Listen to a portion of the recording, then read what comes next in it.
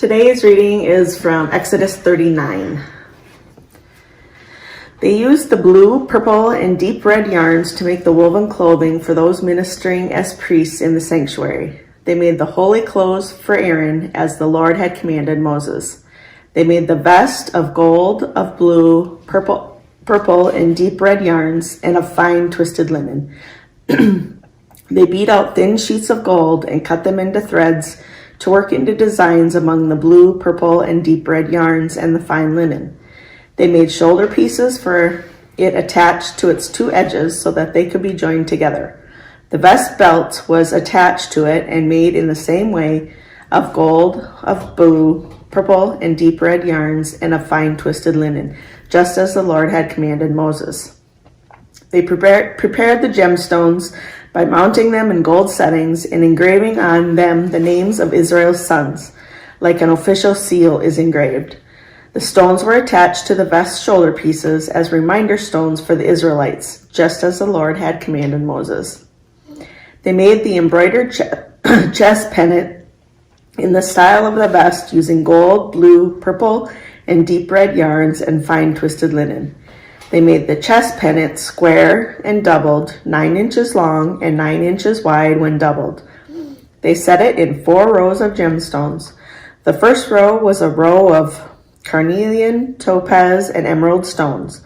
The second row was a turquoise, sapphire, and a moonstone. The third row was a jacinth, an agate, and an amethyst. The fourth row was a beryl, an onyx, and a jasper. The settings around them were decorative gold. There were 12 stones with names corresponding to the names of Israel's sons. They were engraved like official seals, each with its name for the 12 tribes. They made chains of pure gold, twisted like cords, for the chest pennant. They made 2 gold settings and 2 gold rings. They attached the 2 rings to the 2 edges of the chest pennant.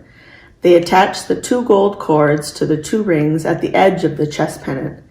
Then they fastened the 2 ends of the 2 cords to the 2 gold settings and attached them to the front of the vest shoulder pieces. They made 2 gold rings and they attached them to the 2 edges of the chest pennant on its inside edge facing the vest. They made 2 gold rings and fastened them on the front of the lower part of the 2 shoulder pieces of the vest, at its seam just above the vest belt. The chest pennant was held in place by a blue cord binding its rings to the vest rings so that the chest pennant rested on the vest belt and didn't come loose from the vest, just as the Lord had commanded Moses. They also made the vest robe, woven completely in blue. The opening of the robe in the middle of it was reinforced with a strong border so that it didn't tear. On the robe's lower hem, they added pomegranates made of blue, purple, and deep red yarns and of fine twisted linen. They also made pure gold bells and sewed the bells between the pomegranates all around the robe's lower hem, with a bell and a pomegranate alternating all around the lower hem of the robe that is using for ministering as a priest, just as the Lord had commanded Moses. They also made the tunics woven out of fine linen for Aaron and his sons, the turban of fine linen, the decorated turbans of fine linen, the linen undergarments of fine twisted linen, the sashes of fine twisted linen and of blue, purple, and crimson yarns decorated with needlework, just as the Lord had commanded Moses. They made the flower ornament for the holy crown out of pure gold. Like the engraving on an official seal, they engraved it, saying, "Holy to the Lord."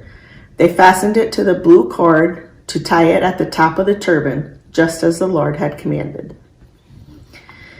In this way, all the work of the meeting tent dwelling was finished. The Israelites did everything just exactly as the Lord had commanded Moses. Then they brought to Moses the dwelling, the tent, and all its equipment, its clasps, its boards, its bars, its posts, and its bases, the covering of ram's skin dyed red, the covering of beaded leather, and the veil for a screen, the chest containing the covenant with its poles and the cover, the table with all its equipment, and the bread of the presence, the pure lampstand with its lamps set on it and all its equipment, and the oil for the light, the gold altar, the anointing oil, the sweet-smelling incense, the screen for the tent's entrance, the copper altar and its copper grate, its poles and all its equipment, the wash basin with its stand, the courtyard's drapes, its posts and its bases, the screen for the plaza's gate, its cords and its tent pegs, and all of the equipment for the service of the dwelling for the meeting tent, the woven clothes for ministering as priests in the sanctuary, the holy clothes for the priest Aaron, and the clothes for his sons to serve as priests. The Israelites did all the work, just as the Lord had commanded Moses. When Moses saw that they in fact had done all of the work exactly as the Lord had commanded, Moses blessed them.